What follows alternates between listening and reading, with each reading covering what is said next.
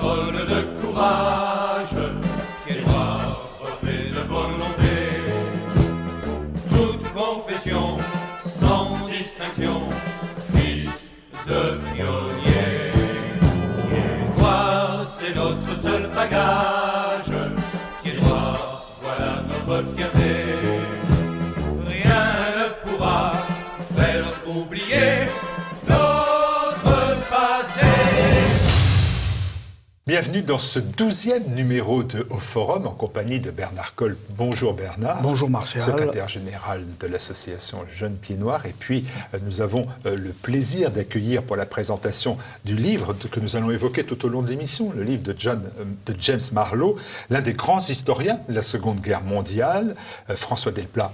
Bonsoir. Bonsoir. Merci beaucoup d'être parmi nous. Vous êtes auteur de nombreux ouvrages sur le nazisme et d'un livre sur le général de Gaulle paru, c'était en 2000, l'appel du 18 juin 40. Ce livre est d'ailleurs à l'origine de la découverte par Bernard du livre de James Marlowe. J'ai dit que c'était une des parties importantes de cette émission. La seconde partie sera consacrée, comme chaque fois et comme chaque numéro, à l'évolution de la relation État-rapatrié et sur les principales activités à venir du collectif Vérité et Justice pour les Français rapatriés que vous animez, Bernard, au plan national. Alors, Bernard, puisque vous êtes là, comment avez-vous découvert cet ouvrage ?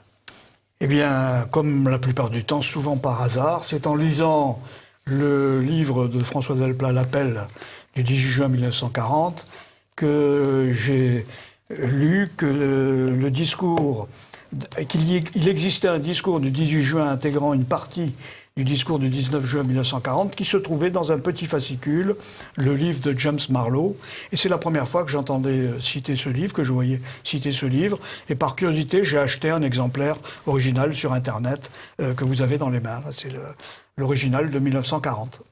Même chose, François Delplat, j'ai effectivement cette version originale de cet ouvrage de 1940. Comment avez-vous découvert ce livre de James Marlowe ? Vous a-t-il été facile d'ailleurs de vous procurer un exemplaire de l'édition originale que j'ai entre les mains ? Je pense l'avoir trouvé tout simplement chez un bouquiniste de Londres. Meilleur endroit. Quand je faisais des séjours très nombreux, souvent 2 fois par an, aux archives de Kew Gardens, aux archives nationales anglaises. Et donc, un moment très important de ces séjours, c'était les bouquinistes de Charing Cross. Et là, c'est là que j'ai trouvé ce livre. Je me rappelle à peu près même dans quelle boutique. Alors, là, je disais que c'est un exemplaire de l'édition originale anglaise de septembre 40. C'est un tirage de qualité. On voit bien que la couverture, elle est cartonnée. Elle comprend 96 pages agrémentées de 11 photos. Je dis cela parce que c'est un portrait du général de Gaulle. Et même si la couverture de l'édition américaine est différente, celle des éditions espagnoles et portugaises vont reprendre la même jaquette. Et pourtant... on se pose la question, est-ce que cet ouvrage a été diffusé de manière confidentielle en 1940 ou est-ce qu'il a touché un large public comme la présentation semble le laisser croire ? C'est une initiative de Churchill. Ça fait partie de la campagne par laquelle il commence à lancer Churchill dans la deuxième quinzaine de juillet 1940. Churchill commence à lancer De Gaulle dans la deuxième quinzaine de juillet 1940. Il le fait photographier par une agence et il le fait véritablement lancer par cette agence. Et ce livre fait partie de cette campagne de lancement du général de Gaulle par l'Angleterre, par Churchill, qui a bien besoin, pour sa politique de continuation de la guerre malgré la défaite française, qui a bien besoin d'une France résistante, d'une France qui soit encore debout, alors qu'il considère, avec quelques raisons, que celle incarnée par Pétain est plutôt couchée. Monsieur Delplat, est-ce qu'il y a d'autres documents de cette nature ? Est-ce que vous avez découvert d'autres documents de cette période pour promouvoir De Gaulle en Angleterre, aux États-Unis, en Amérique du Sud, et curieusement pas en français?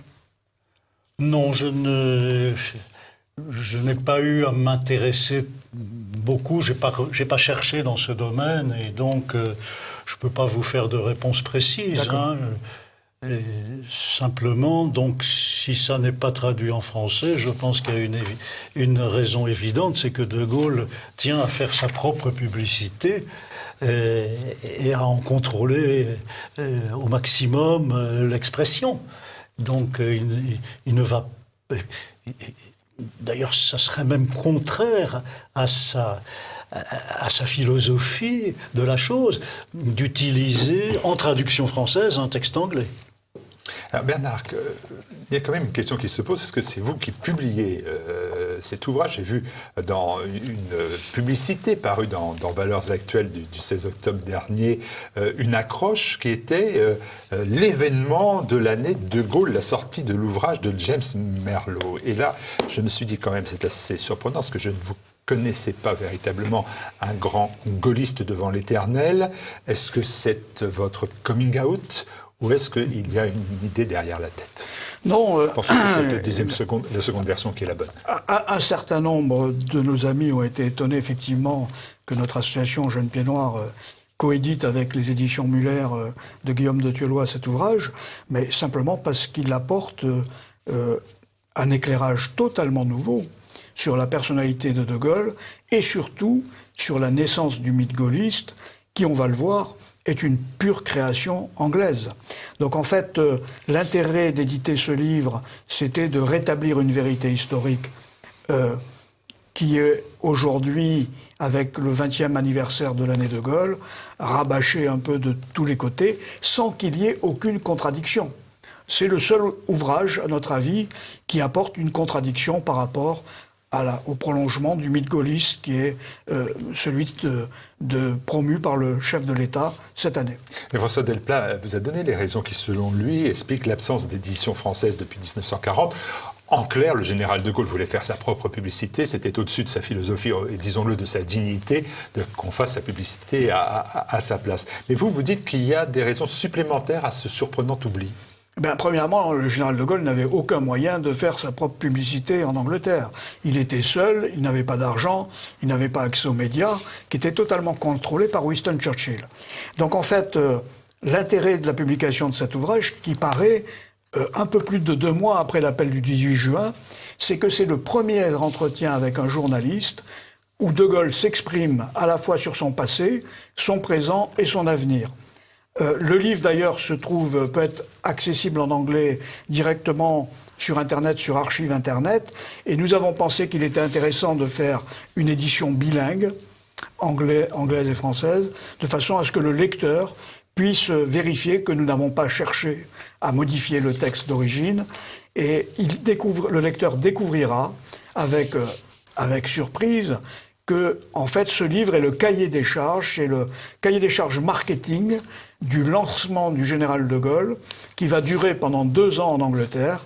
Et on a la fameuse formule de Winston Churchill, ce lancement doit s'effectuer de façon scientifique, naturelle et discrète. Et c'est Philippe de Gaulle qui cite cet extrait du cahier des charges qu'il a forcément retrouvé dans les archives de son père. Monsieur Delplat, vous êtes historien. Comment qualifieriez-vous cet ouvrage? Est-ce qu'on est devant un ouvrage de communication à l'appui d'une stratégie, ou est-ce qu'on est véritablement dans, à l'époque, ce qu'on pourrait appeler une opération de propagande? Je dis cela parce que quand on regarde les citations à l'intérieur de l'ouvrage, on est quand même un peu sidéré, même quand on est gaulliste, un éminent soldat français, pourquoi pas, parmi les penseurs militaires de l'époque, comme l'un des plus grands, si ce n'est le plus grand des représentants de la guerre moderne, l'un des seuls dont tous les faits ont prouvé qu'il avait raison, qui est cet homme dont le nom a fait le tour de la Terre et qui est devenu une figure mondiale en quelques semaines, on est en septembre 1940. Enfin, moralité, c'est quand même de la grosse propagande. Je crois qu'il faut partir du besoin qu'a Churchill de faire exister la résistance française, aussi bien que belge ou dans toute l'Europe. Il charge son ministre Dalton de mettre le feu à l'Europe avec l'organisation appelée SOE. Ça en fait partie. Mais tout de même en Europe, parmi les pays occupés, il existe une grande puissance, qui est en plus une puissance mondiale, coloniale, qui s'appelle la France. Et donc, l'armistice signé par la France a déjà été un coup terrible pour Churchill, qui était très contesté. Et ça, c'est une découverte relativement récente. Enfin, moi, j'en parle dans mes ouvrages depuis une trentaine d'années, mais ça ne va pas vite pour devenir une idée qui s'empare des masses, même des masses d'historiens. Churchill est très menacé, et si je voulais faire une image parlante, je dirais aussi seul en Angleterre que De Gaulle l'est en France. Il faut résister à Hitler, ça nous paraît évident aujourd'hui, mais à l'époque, sa victoire contre la France est tellement surprenante, tellement accablante, tellement sidérante que tout le monde, sur la Terre entière, là on peut parler de la Terre, la Terre entière pense, fin juin 1940, que l'élection est pliée. Cette atmosphère, elle est quand même significative d'un sentiment mondial, c'est que la défaite de la France signifie la victoire d'Hitler dans cette guerre-là. On verra bien dans une guerre suivante, mais pour l'instant, dans cette guerre-là, cette guerre est finie par la bataille de France, est tranchée par la bataille de France. Monsieur Delplat, quand même, dans les qualités relevées par James Marlowe, les qualités de Gaulle, il y a quand même cette phrase assez surprenante. Les Allemands seuls ont exploité les idées du général de Gaulle. Il est triste maintenant de penser que c'est un général français qui a inventé la tactique par laquelle les Allemands ont écrasé l'armée française en France. Donc ça veut dire que si De Gaulle n'avait pas existé, les Allemands n'auraient pas écraser la France. Donc c'est un peu pousser loin peut-être les qualités d'un De Gaulle qui a une qualité spirituelle qui influence les autres hommes à penser et à agir aussi noblement que lui, qui est le successeur de Jeanne d'Arc et qui est le chef éprouvé et qu'il est le chef approuvé de son peuple. Donc on est un peu surpris de de l'image qui est déjà donnée d'un homme qui est totalement inconnu à l'époque. Il me semble que De Gaulle n'est pas si inconnu que cela par rapport à ce que je disais tout à l'heure, c'est-à-dire que la défaite de la France est accablante pour le monde entier. Elle signifie qu'on ait plus ou moins de tendresse ou d'hostilité envers Hitler, on lui accorde le point. On pense qu'il a gagné. Et donc, le fait qu'un général français s'oppose à cela et commence d'ailleurs dans cet été 1940 à rallier un certain nombre de colonies, tout ça montre que met De Gaulle en vedette. Est-ce qu'en septembre 40, M. Delplat, est-ce que le général De Gaulle dispose d'un véritable soutien en France? On sait qu'il y a eu cet appel en juin. Quels sont en fait l'état des forces? Est-ce qu'il dispose du soutien du peuple français? Quelle est aussi d'ailleurs l'importance des forces françaises libres en Angleterre à ce moment-là? Les Français libres, nous sommes à peu près, nous sommes en septembre 1940, donc à peu près au moment de la tentative manquée contre Dakar, du 23 au 25 septembre 1940. Donc, on est à un moment tout de même charnière où l'Angleterre tient. On s'aperçoit que l'Angleterre tient. Dans l'état d'accablement dont je parlais tout à l'heure, ce que pensaient les divers gouvernements et opinions publiques à travers le monde quand elles s'intéressaient à cette guerre, c'est-à-dire assez souvent, on pensait que l'Angleterre ne tiendrait pas. Que Churchill était bien gentil, mais un peu Cyrano sur les bords, lui-même. Et Monsieur Delplat, il y avait combien de soldats français en Angleterre en septembre 1940? Alors en Angleterre, ils étaient presque tous devant Dakar en septembre. Non, mais par exemple, les troupes de Norvège, Métouard, il y avait combien? 25 000, 30 000, 50 000 soldats français qui étaient encore stationnés en Angleterre au moment de l'appel du 18 juin. Oui. Et De Gaulle en recrute combien dans ces Et De Gaulle en recrute quelques milliers. 7000, c'est le chiffre que De Gaulle donne lui-même. Hein. Oui, Donc oui.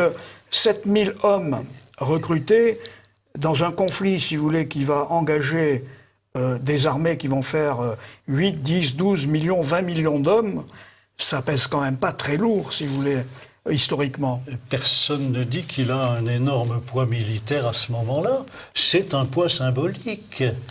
Je vous signale d'ailleurs, vous le savez certainement, que beaucoup de Français pensent qu'il est complice de Pétain.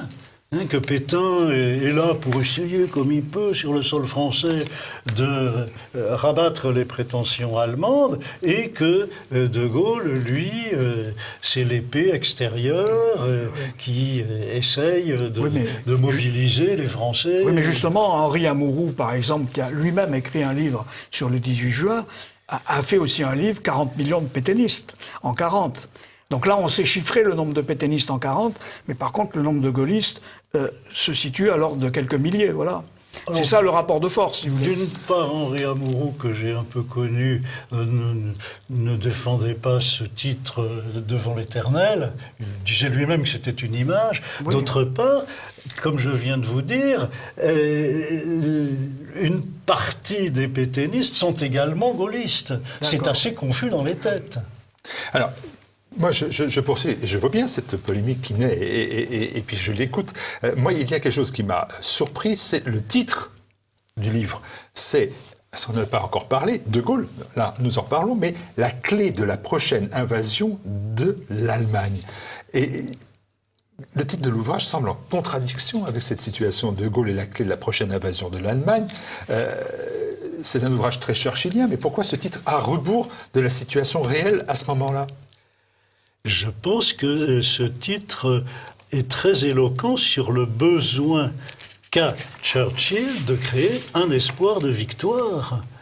Il faut se remettre dans les conditions de l'époque et voir que Churchill est à la tête d'un empire britannique sur le déclin, contesté, et qui, dans l'entre-deux-guerres, a eu beaucoup de mal à équilibrer ses finances. Et cette guerre semble sans espoir, et donc un gouffre financier, et Churchill peut être lâché du jour au lendemain par la Banque d'Angleterre, par le Parti conservateur, par tous ces soutiens qu'il a, qui sont un peu comme la corde soutient le pendu. Oui, d'accord, c'est bien de ne pas céder comme ça tout de suite à Hitler, mais qu'est-ce qu'on va faire? Et donc créer une perspective d'invasion de l'Allemagne. Eh bien, ce titre prouve qu'il trouve ça utile, Churchill, à ce moment-là. Vous partagez le même point de vue ? Oui, tout à fait. Churchill a besoin, effectivement, d'inverser le sens de la guerre. C'est-à-dire que là, il est en position d'agresser, et il faut qu'il devienne agresseur. Mais ce qu'il y a d'étonnant, c'est qu'il confie cette mission à un général qui est inconnu, qui a très peu de troupes, et ce général va présenter un plan qu'on verra à la fin de l'ouvrage, qui est de créer une tête de pont avec ces forces françaises libres qu'il a déjà réunies à l'époque, qui, comme on l'a vu, sont de 7000 hommes. L'armée allemande, c'est quand même 7 millions d'hommes aguerris et victorieux. D'ailleurs, M. Delplat, durant toute la guerre, quel est l'effectif que le général de Gaulle va réunir pour réaliser cette invasion de l'Allemagne qu'il présente dès 1940 ? Il aura combien d'hommes en finale à sa disposition pour reconquérir l'Europe? Au moment de la fusion avec les troupes ex-vichistes d'Afrique du Nord, c'est quelque chose comme un quart contre trois quarts. Je veux dire, un quart du côté de De Gaulle et trois quarts d'hommes qui se trouvent déjà en Afrique du Nord en ayant été au service du gouvernement de Vichy. Oui, c'est-à-dire que l'armée d'Afrique est, non pas un quart, à notre avis, c'est 10 fois, et 10 fois les combattants que peut aligner De Gaulle. C'est-à-dire De Gaulle ne peut aligner en finale que 2 divisions, la première et la deuxième division blindée. L'armée d'Afrique va aligner 12 divisions. Là, je crois que le débat, parce qu'il faut que nous allions à l'essentiel, mais en fait, on voit bien ce que dit Bernard Colle, ce que vous dites, c'est, Bernard Colle dit, la notoriété du général de Gaulle, on pourrait dire aujourd'hui son impact médiatique, pour des termes qui dateraient de 2020, sont largement inférieurs à ce que le livre raconte et ce que le livre prétend. Vous dites que non, la personnalité de Gaulle, à ce moment-là, elle est connue, elle est approuvée, et il a le rôle, il tient son propre rôle. Oh, je ne vais pas jusque-là. J'ai essayé de simplifier, en simplifiant bien évidemment. Non, je veux dire que De Gaulle incarne l'idée d'une possible remontada de la France. Et oui, c'est vraiment vers lui qu'on se tourne pour cela. C'est lui qui réussira d'ailleurs à unifier la résistance, y compris la résistance communiste, qui se déchaîne sur le territoire national à partir de l'invasion de l'URSS, ce qui ne veut pas dire qu'elle commence juste à ce moment-là, mais c'est vrai qu'elle n'était pas très très vaillante ni très nombreuse avant. Donc De Gaulle, on le voit bien, il est le nord que montrent les forces de résistance, même si Jean Moulin aura tout de même aussi beaucoup de mal, de fil à retordre, pour les mettre véritablement sous son autorité. Mais tout de même, justement, ce que disaient les chefs de la résistance intérieure, comme Dastier ou Freinet, c'était qu'ils voulaient bien De Gaulle comme symbole. Ils n'en voulaient pas comme chef, ils ne voulaient pas se mettre sous ses ordres. Ils ont dû le faire, mais avec beaucoup de grincements de dents. Mais au départ, ils disaient c'est notre symbole. Ah oui, alors Bernard, vous êtes totalement... vous m'avez dit, avant, en préparation de cette émission, vous m'avez dit finalement que son ouvrage qui était paru vers l'armée de métier, c'était totalement confidentiel, il en a vendu 700 exemplaires, que sa participation au gouvernement de Paul Reynaud comme sous-secrétaire d'État à la Défense, à la guerre, n'avait duré que 10 jours et ça n'avait pas forcément marqué les esprits. Enfin, bref, vous dites, non, on a choisi cette personnalité, ce qui deviendra ce personnage, mais en amont, il n'a pas marqué les esprits. Je reviens à ma première question. Disons, De Gaulle est un inconnu. En septembre 1940, il est un inconnu à la fois en Angleterre, aux États-Unis, en France, dans le monde. Et le but de l'opération de Churchill, qui est retraduite dans cet ouvrage, c'est de le lancer comme un produit marketing. Et De Gaulle aura cette formule assez savoureuse. Il dira « les Anglais veulent me lancer comme une savonnette ». C'est exactement ça. C'est-à-dire qu'on va faire des t-shirts, on va faire des plaquettes, on va faire des reportages photos, vous en reparliez tout à l'heure. Il y a toute une propagande, une littérature autour du général de Gaulle, parce que, justement, il est inconnu. Et donc, il faut le mettre sur un promontoire. Et Winston Churchill est là, effectivement, probablement l'homme le plus performant de la Deuxième Guerre mondiale, l'homme le plus intelligent de la Deuxième Guerre mondiale. Il n'a que De Gaulle sous la main, et il le dit, je n'ai que vous sous la main, et avec vous, je vais faire ce que j'aurais dû faire avec Paul Reynaud, Georges Mandel, ou Édouard Henriot. Voilà. Alors moi j'essaie de vous mettre d'accord. Il y a quelque chose dont on est tous sûrs, c'est que son appel du 18 juin a eu un écho, qui a eu une portée des premiers discours de De Gaulle en juin 40, même si, là encore, il existe plusieurs messages. On ne sait pas trop, on n'est pas totalement sûr de la date. Là aussi, il y a encore une petite part d'inconnu. Alors, ce qui est sûr, c'est que De Gaulle parle le 18 juin à 22h. Le texte qu'on connaît a été modifié au début et à la fin, non pas du tout par la faute de De Gaulle, mais par le fait de ses hôtes britanniques, qui se sont énormément étripés, le mot n'est pas trop fort, à son sujet. Churchill étant son meilleur soutien, avec quand même aussi le ministre de l'Information, Duff Cooper, et nous avons assisté à quelque chose d'un peu savoureux pour les initiés lors de l'anniversaire de 2010, où notre président Sarkozy était allé à Londres et avait dû subir un discours étrange pour lui de David Cameron, Premier ministre anglais, disant « Mon arrière-grand-oncle Duff Cooper était le meilleur soutien du général de Gaulle à l'intérieur du gouvernement britannique. Je ne sais pas si Sarkozy, aujourd'hui, a compris ce qui s'est passé à ce moment-là. Il ne l'a pas dit, en tout cas. C'est vrai que parmi les ministres, les gens qui ont rang de ministre, je ne parle même pas au cabinet de guerre, qui est fort de 5 membres, donc Churchill, Halifax, Chamberlain, 3 conservateurs, 2 travaillistes, Attlee et Greenwood. Duff Cooper donc, ne fait pas partie de ce petit aréopage, pas plus que Anthony Eden, qui est ministre de la guerre, c'est-à-dire de l'armée de terre. Donc, Duff Cooper est vraiment le supporter de De Gaulle, celui d'ailleurs qui apporte au cabinet de guerre, parce qu'il n'en fait pas partie, mais les ministres concernés par une question sont invités aux séances du cabinet de guerre. Donc, Duff Cooper arrive à 12h30 le 18 juin avec un brouillon d'appel du général de Gaulle et ce texte est rejeté par le cabinet alors que Churchill est absent. On nous dit qu'il est en train de préparer son propre discours, dit de la plus belle heure, suivant ses derniers mots. Donc, il aurait séché une réunion du cabinet, ce qui lui arriverait très rarement, pour préparer un discours, ce qui me semble tout à fait étrange.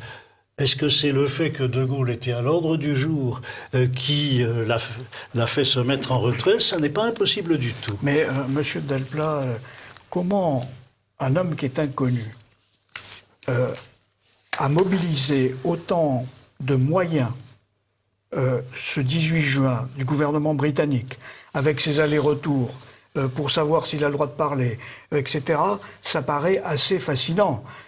Comme d'ailleurs l'évasion de Madame de Gaulle de Carantec en Bretagne, qui a nécessité un hydravion qui s'est scratché avec 4 hommes qui sont morts, une vedette rapide qui n'a pas retrouvé Madame de Gaulle, les agents des services spéciaux anglais qui récupèrent Madame de Gaulle et qui l'extradent par Brest, un navire britannique qui vient escorter le bateau de Madame de Gaulle. On est un peu surpris de l'intérêt des Anglais à sauver à la fois la famille de Gaulle et à mettre en avant ce général qui, tout compte fait, est un inconnu total, si vous voulez, à l'époque. Il n'a aucune... De Gaulle le reconnaît lui-même, il dit lui-même qu'il espérait, grâce à son titre, avoir une certaine aura, mais c'est le flop du discours du 18 juin et des discours qui ont suivi qui ont poussé Churchill à demander à l'agence de Richmond Temple de lancer De Gaulle. Donc on est quand même surpris de l'intérêt que le gouvernement britannique, dans son ensemble, va mettre à promouvoir le général De Gaulle. Vous voyez bien, c'est toujours la même question qui revient, c'est l'idée que De Gaulle serait un produit made in England, si vous me permettez l'expression. Oui, eh bien, j'ai beaucoup d'éléments, certains que j'ai trouvés moi-même, mais d'autres qui étaient déjà connus, pour contester cela. À partir toujours de la fragilité de Churchill. La fragilité qui se fait jour au mois de mai. Très précisément, du 26 au 28 mai, il y a quasiment une réunion non-stop du cabinet de guerre. Il y a 9 réunions en 3 jours. Et Churchill, au début de chacune de ces réunions, n'est absolument pas sûr d'être encore Premier ministre à la fin. Tellement le désastre français frappe les esprits et semble signer la fin de la guerre à une condition, c'est que les conditions faites par Hitler pour un traité de paix ne soient pas trop dures. C'est la thèse que Halifax met en avant lors de la première de ces réunions le 26 mai au matin. Il le dit carrément. Si Hitler ne nous fait pas des conditions trop dures, pourquoi continuerions-nous la guerre? Et ce que je dis là, Churchill l'a nié. On parle des mensonges de De Gaulle qui existent, mais qui sont un peu les fils des mensonges de Churchill. C'est-à-dire que Churchill écrit noir sur blanc dans ses mémoires, en 1947, dans le tome correspondant de ses mémoires, on pourrait penser que nous étions assez perplexes devant l'idée de continuer la guerre. En fait, on était tellement occupés à faire la guerre qu'on n'en a jamais discuté. Oui, mais pour quelle raison, à ce moment-là, De Gaulle ment-il sur l'heure de son appel, sur la date même de son appel, puisque Winston Churchill, dans ses mémoires, situe l'appel le 17 juin. Et il n'est pas le seul. Paul Morand le situe le 17 juin, Henri de Kérélis le situe le 17 juin. Si vous voulez, il y a toute une série de mystères autour de cet appel du 18 juin. Et vous-même, vous écrivez à un moment donné, l'appel du 10 juin n'est pas un texte, mais un processus de rupture. Loin de n'occuper que le temps d'une émission, il s'étale sur une quinzaine. On peut le faire partir du 16 juin au soir et on doit le prolonger jusqu'au 2 juillet. C'est quand même surprenant pour un texte qui est aujourd'hui classé à l'UNESCO, patrimoine mondial de l'humanité. Ah, ne m'en parlez pas, je suis en état d'insurrection permanente depuis que j'ai vu le dossier de présentation de l'appel du 18 juin, conjointement par la France et l'Angleterre, au patrimoine mondial de l'UNESCO. Il y a des documents à l'appui qui se contredisent, le dossier est loin d'être bien ficelé, et il y a 3 livres à l'appui, dont le mien. Alors ça, ça c'est pas des choses qui se font. Dans ces cas-là, on consulte l'auteur, on l'associe un peu au projet, on l'aide à rédiger le projet, et on lui fait pas cautionner quelque chose d'aussi mal ficelé. Ça, en tout cas, vous êtes le premier historien à avoir eu le courage de dire ça et d'expliquer que vous dites même le chaos des origines du gaullisme est quasiment inexplicable aujourd'hui si on ne tient pas compte justement de l'ouvrage de James Marlowe qui est le cahier des charges de lancement de Gaulle. Oui, en même temps qu'il ne faut pas non plus surestimer, vous faites un travail extrêmement utile, hein, mais il ne faut pas surestimer l'ouvrage de Marlowe. Il y a quand même la première rencontre de Gaulle et de Churchill, elle est à Londres le 9 juin. De Gaulle est ministre depuis 3 jours et Paul Reynaud le missionne pour aller en Angleterre parce que Paul Reynaud tendait lui-même vers l'armistice. Ça aussi, c'est un peu un tabou, c'est un peu quelque chose qui n'est pas... et qui reste à clarifier dans les esprits. Paul Reynaud n'est pas un adversaire de l'armistice. C'est un adversaire de l'armistice sans les Anglais. C'est tout à fait différent.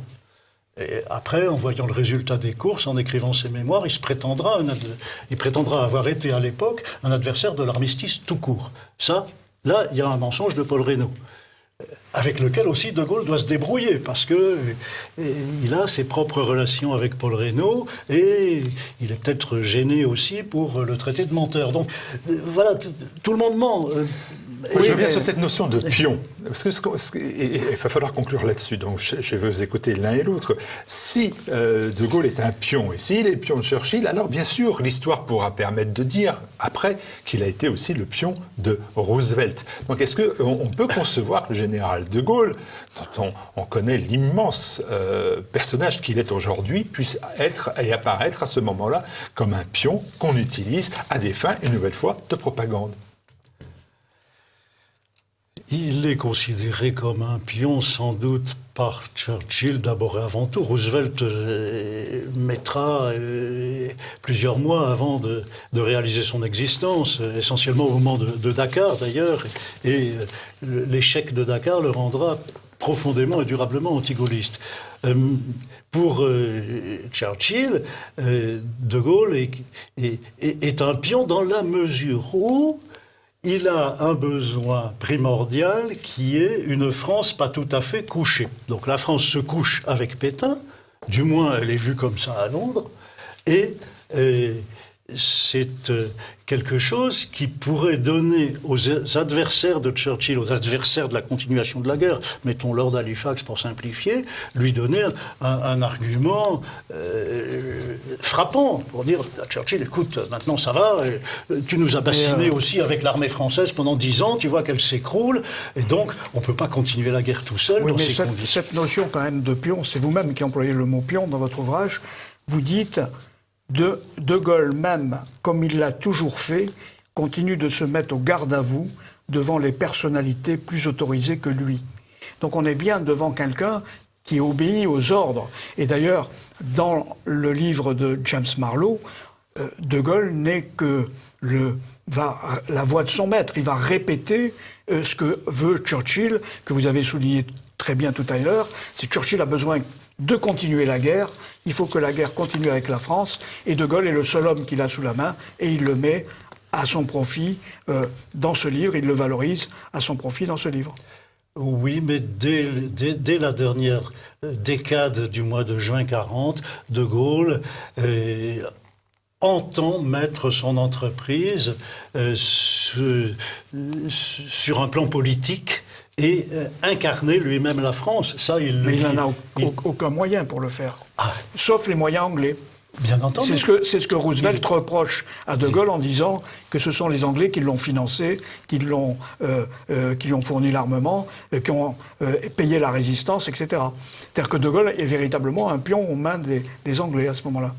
Oui, mais c'est un pion intelligent. Oui, il faut admettre que cette condition de pion, il l'assume par nécessité et il fait beaucoup pour y échapper à cette condition. Mais il n'y arrivera pas en finale. Je ne sais pas, moi. Quand il s'installe à Brazzaville, après l'échec de Dakar, c'est pas du tout ce que Churchill voulait.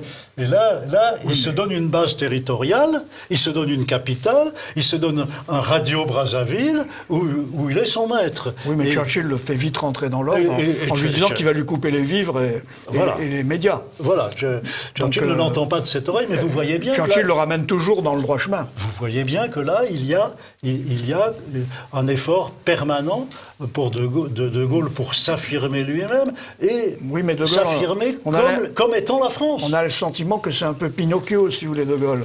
Churchill l'a créé, il essaye d'échapper à son créateur, mais le créateur rattrape sa marionnette. C'est un peu le scénario que présente d'ailleurs le livre, et c'est pour ça que c'est un événement, à notre avis, parce qu'il apporte la preuve concrète que De Gaulle est une pure création made in England. Un dernier mot, c'est le vôtre, François Delpas, sur ces questions-là, sur ce livre-là, qu'il faut lire, bien évidemment, c'est aux éditions Muller de Guillaume de Thieulois et aux éditions Jeune Pied Noir. Est-ce que cette version-là vous convient? Pas totalement, je le vois bien. Non, puisque je pense qu'il y a un duo depuis le 9 juin. Ce que je voulais dire tout à l'heure quand j'ai parlé du 9 juin, de la première rencontre de De Gaulle et Churchill à Londres, c'est que juste après, il y a une réunion du cabinet de guerre et Churchill dit à Halifax, Chamberlain, etc., tous ces garçons qui, les uns sont carrément hostiles à la continuation de la guerre, et les autres savent pas trop. Il leur dit attention, en France tout est changé. Il y a un jeune général maintenant très dynamique qui est dans l'entourage de Paul Reynaud et qui veut mobiliser des divisions. Et à ce débat, il va falloir qu'il s'arrête, mais c'est bien. Non, mais M. Delpas, juste pour conclure, pourquoi De Gaulle ment-il en 1943 à Jean Auberlé en disant je vis Churchill le 7 juin? Vous venez de dire le 9 juin. Et dans De Gaulle, c'est tout le temps ça. Ce sont toujours des dates erronées, toujours des textes falsifiés, des mensonges permanents. Comment croire quelqu'un qui passe son temps à mentir et à modeler une légende qui repose sur pas grand-chose en finale? Et il y a une notion qui semble vous échapper, c'est celle de ruse de guerre. Quel est le pays en guerre qui se refuse toute ressource en matière de propagande et qui dit la vérité, quelle qu'elle soit? Mais De Gaulle n'est pas un pays en guerre, il est un homme seul. C'est pas un pays en guerre, De Gaulle. En septembre 1940, il est tout seul. Il n'est pas un pays en guerre. Le monde est en guerre, la France est en guerre, il n'y a qu'un armistice, il n'y a pas de traité de paix, donc on est encore en état de guerre avec l'Allemagne. Oui, grâce à l'armistice, d'ailleurs. On est en guerre grâce à l'armistice. L'armistice, c'est pas la fin de la guerre, effectivement. Non, mais grâce à Hitler. Parce que je vous signale, si vous semblez l'ignorer ou l'avoir oublié, que quand Pétain, vers minuit, dans la nuit du 16 au 17 juin 1940, envoie un signal à l'Allemagne par l'intermédiaire de l'ambassadeur espagnol. Il demande les conditions d'armistice et de paix. Tout à fait. Tout à fait. Donc, il s'agit de la paix. Et s'il n'y a qu'un armistice et pas de paix, le responsable se prénomme Adolphe. Adolphe, on va reparler dans quelques instants. On va arrêter cette fois-ci ce débat qui pourrait se poursuivre. En tout cas, mais merci. Revenez. Il y a numéro 13, 14 d'Au-Forum. En tout cas, revenez. merci, monsieur Delta. Et je vais rester sur les d'avoir Allemands, je vais rester sur Hitler, puisque vous publiez, on va en parler dans quelques instants, un ouvrage aux éditions Nouveau Monde intitulé Martin Bormann, homme de confiance d'Hitler. Il a été présenté, bien évidemment, comme le plus grand criminel nazi, peut-être pire, a-t-on dit des fois, que Hitler. Est-ce possible? On en reparle dans quelques instants, mais on revient aussi pour parler de Jean Castex, c'est son nom, et la colonisation, ainsi que les dernières nouvelles et les prochaines activités des Français rapatriés. À tout de suite. Noir, symbole de courage, ciel noir, reflet de volonté. Retour dans ce 12e numéro de Au Forum avec, bien évidemment, la volonté d'évoquer Jean Castex et la colonisation.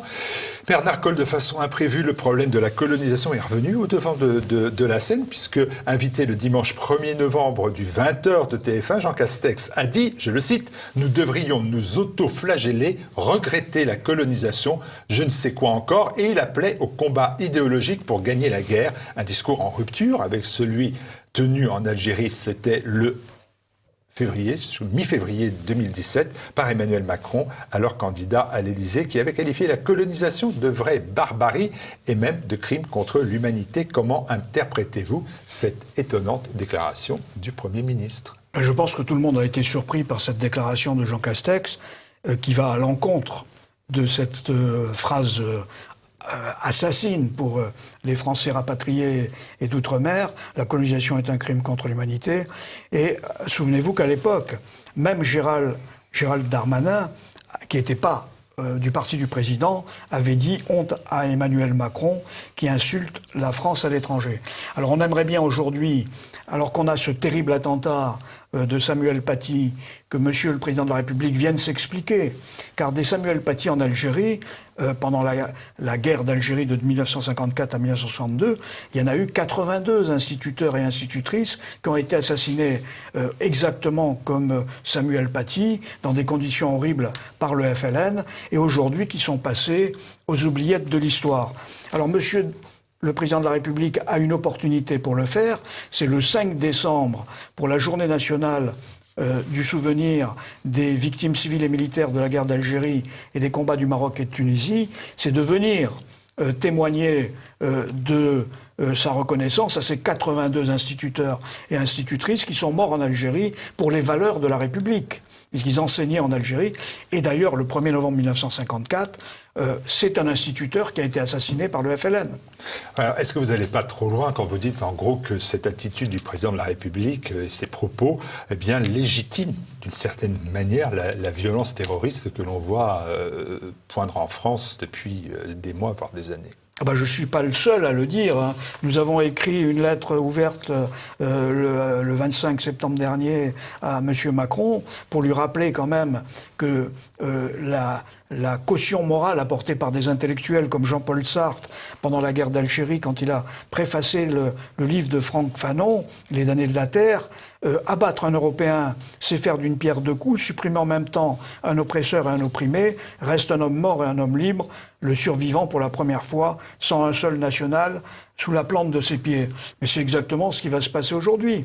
Tout Français devient, selon l'expression de M. Macron, une victime tranquille. C'est-à-dire qu'une fois qu'on est assassiné, effectivement, on est réellement tranquille.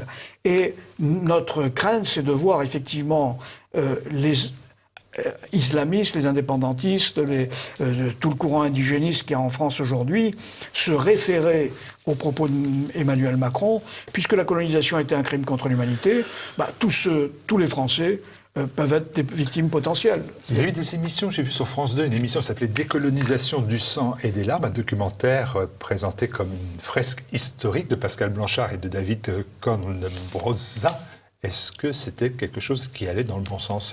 Non, depuis les années 80, tous les médias officiels vont dans le sens de la colonisation, un crime contre l'humanité. On a un ancien secrétaire d'État aux rapatriés qui s'appelle Maurice Benassayag, qui était socialiste, qui avait expliqué qu'il existe une écriture stalino-gaulliste de l'histoire. Nous sommes dans un monde qui est complètement fermé aujourd'hui.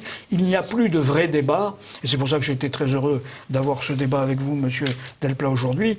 La télévision nationale officielle ne présente plus de véritable débat. Mais alors, quelle peut être la solution à cette vision si radicalement différente d'une histoire commune? D'un côté, les pouvoirs français et algériens qui accusent désormais ensemble la France d'être une nation criminelle depuis l'origine de la colonisation, et les Français rapatriés qui n'ont pas cette vision manichéenne de leur histoire, ne serait-ce pas les relations qu'ils ont encore avec leur terre natale et leurs habitants, que ce soit d'ailleurs l'Indochine, l'Afrique noire ou l'Afrique du Nord. La seule solution, c'est la vérité historique.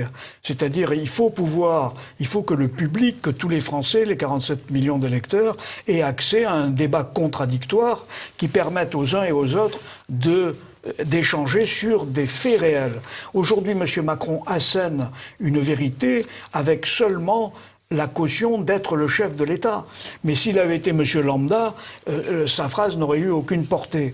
Donc nous, ce que nous demandons, c'est à M. Macron d'apporter les preuves de cette accusation criminelle qui accuse tous nos parents, l'armée, l'administration, 132 ans de présence française en Algérie. Et on sait que pendant ces 132 ans de présence française en Algérie, il y a eu des milliers d'artistes qui sont allés en Algérie, des peintres, des écrivains, des réalisateurs, des cinéastes, etc. Prenons par exemple simplement le cas du peintre Étienne Diné. Étienne Diné, qui est un des plus grands orientalistes aujourd'hui, est devenu musulman à l'époque de l'Algérie française. Il a pu vivre en Algérie française. Et quand vous voyez les tableaux d'Étienne Diné, il n'y a pas une seule scène de massacre. Il y a des scènes de la vie quotidienne, il y a des femmes nues, des musulmanes nues d'ailleurs, c'est l'essentiel de ces tableaux. Et on ne trouve qu'un seul tableau sur un massacre fait par un grand peintre, c'est le peintre Étienne Bouchot, qui était lauréat de la Villa Abdeltif, c'est l'équivalent de la Villa Médicis, qui a peint un tableau en 1963 qui s'appelle Hommage aux Harkis, Harkis les sacrifiés, et qui représente le massacre des Harkis, et que l'on peut voir d'ailleurs dans le film Harkis les sacrifiés. Allez, on passe à la relation État-rapatrié. Depuis notre dernière rencontre, c'était en octobre 2019, on vieillit, une délégation de représentants des associations nationales de Français rapatriés a été reçue le 28 janvier de cette année au ministère des Armées par Madame Geneviève Darrieussecq. Récemment, son directeur de cabinet a tenu une audioconférence en raison des crises sanitaires avec les représentants pieds noirs, et Madame Darrieussecq s'est rendue à Biais voir les responsables du comité national de liaison des Harkis. Depuis ces rencontres, comment a évolué cette relation État-rapatrié? Est-ce que ça s'améliore? Eh bien, on a une reprise du dialogue, mais qui ne débouche sur rien. C'est-à-dire que Madame Darrieussecq nous redemande une nouvelle fois, comme si elle ne le savait pas, depuis 58 ans, quels étaient les besoins et les attentes des rapatriés. Monsieur Éric Lucas vient faire une audioconférence avec une vingtaine d'entre nous, mais c'est toujours pour nous demander ce qu'on veut, etc. Bon, il y a eu quelques avancées, si vous voulez, sur le domaine des archives. On a quelques précisions. Effectivement, il y a quand même 1 million de dossiers rapatriés d'archives administratives qui devraient être rendus accessibles aux familles. Et donc, nous, ce que nous attendons, en fait, comme les harkis du Comité national de liaison ou du collectif pour une loi rapatriée, nous demandons une nouvelle loi de reconnaissance et de réparation qui reconnaissent la réalité des crimes qui ont été commis contre nous. Et ces crimes, ils ont été commis par le général de Gaulle, et nous l'avons accusé de crimes d'État et de crimes contre l'humanité. Nous n'avons jamais été poursuivis devant les tribunaux pour cette accusation qui est fondée sur des réalités historiques.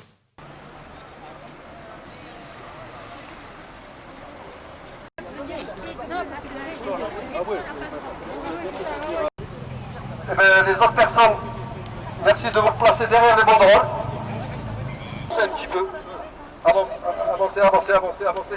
Restez, restez. Reste, Mohamed, reste, Mohamed.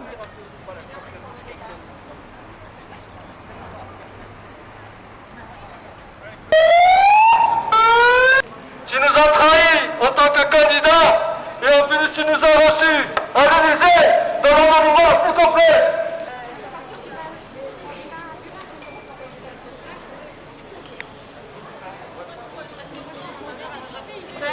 J'ai rencontré Madame Darrieussecq.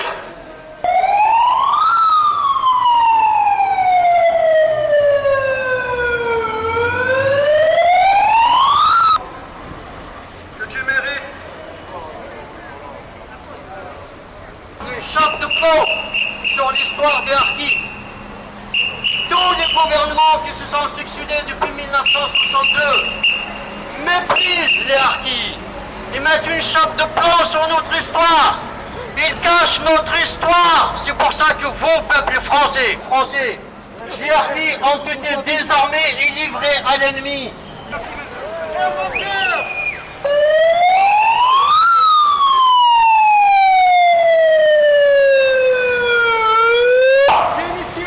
Terroristes, ils ont passé les mois de Tibérie. C'est tes amis qui les ont assassinés.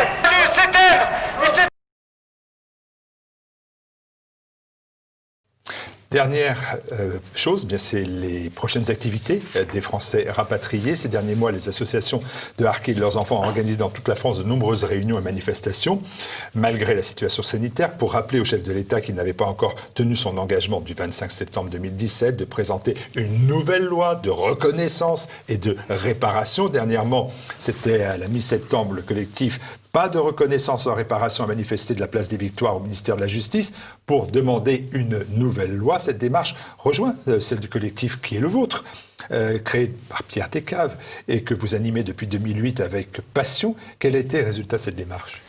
Eh bien, pour l'instant, la démarche, ça va être encore la justice. C'est-à-dire que le comité Pas de reconnaissance sans réparation a obtenu devant le Conseil d'État quand même une grande victoire juridique. Le 3 octobre 2018, un fils de harki a été reconnu et indemnisé à hauteur de 15 000 €. Il y en a 6 autres qui ont été indemnisés ensuite. Et là maintenant, ayant épuisé la justice en France, ils vont devant la Cour européenne des droits de l'homme. Et la Cour européenne des droits de l'homme a reconnu recevable la plainte pour crime contre l'humanité qu'ils vont déposer. Donc en fait l'État se trouve un peu le pied au mur, mais Madame Darrieussecq fait semblant de ne rien voir. Elle est allée récemment à Bias voir le Comité national de liaison des harkis et elle a dit « je n'ai rien à dire, je n'ai rien à promettre, etc. » Donc en fait on est devant une impasse, il n'y a que le chef de l'État qui peut lever cette impasse le 5 décembre. 5 décembre, c'est la date.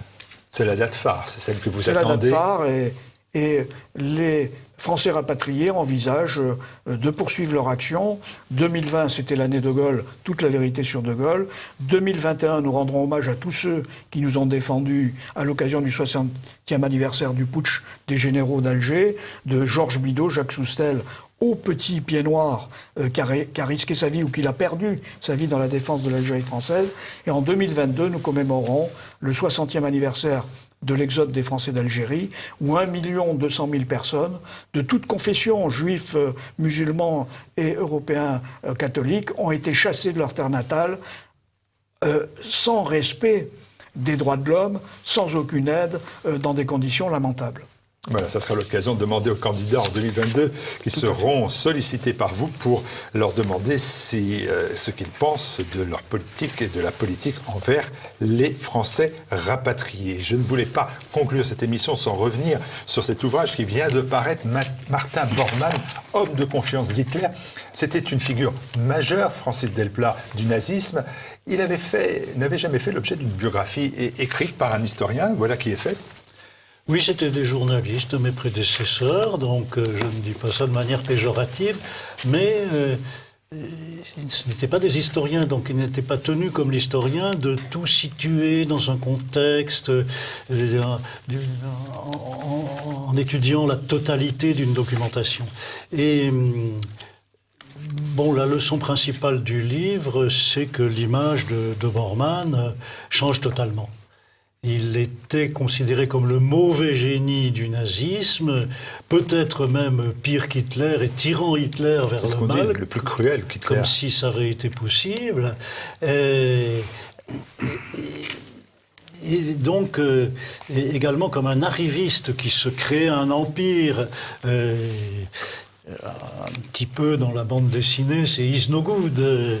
Il voulait être calife à la place du calife. Voilà, c'est l'image qu'on a de lui, en profitant bassement du fait qu'il a disparu dans les ruines de Berlin à la fin d'avril, ou plutôt tout début du mois de mai 1945. Donc, on l'a chargé comme une mule, notamment au procès de Nuremberg, où sa place figurait dans le box, parce qu'on n'était pas totalement sûr de sa mort, et où les copains l'ont chargé. D'ailleurs, c'était sans doute pas tout à fait habile de leur part, puisque la grande valeur de ce procès de Nuremberg, c'est que d'une part les droits de la défense ont été très largement respectés, et d'autre part que les accusés se sont chargés les uns les autres. Et donc c'est quelque chose qui rend très difficile aujourd'hui la tâche de ceux qu'on appelle les négationnistes. Donc pour en revenir à Bormann, c'est pas vrai du tout. Au contraire, c'est un garçon qui joue assez collectif dans la direction nazie, et c'est ce qui lui permet de monter. C'est un gros travailleur, il est honnête, notamment financièrement, il a des responsabilités financières importantes, et il s'en acquitte sans que du tout on puisse lui mettre des affaires sur le dos. Et donc, du coup, il est effectivement un homme, pas l'homme de confiance d'Hitler, mais un homme de confiance d'Hitler. Hitler qui maintient jusqu'au bout une politique de résistance aux armées alliées qui cernent puis qui envahissent l'Allemagne. Hitler, c'est l'homme qui dit on va se battre jusqu'au bout, et cette politique est tout de même très contestable et commence à être contestée, y compris dans les rangs élevés de la hiérarchie nazie. Et Bormann, donc, à ce moment-là, c'est son zénith, parce que il est l'un des rares auxquels Hitler fait une confiance absolue pour justement mener cette politique. Monsieur Delplat, est-ce que des historiens s'intéressent aux Bormann français, notamment ceux qui auraient commis le crime contre l'humanité dans les colonies? Est-ce qu'il y a des historiens qui ont commencé à faire des recherches pour trouver les Bormann qui ont exécuté le crime contre l'humanité qui est reproché à la France coloniale? Là, vous tirez un petit peu la couverture à vous. Bon, j'ai écrit en collaboration avec Jacques Bromel un livre sur la guerre d'Algérie, De Gaulle et l'Algérie. Un tragique malentendu, c'était chez Plomb, vers 2007-2008.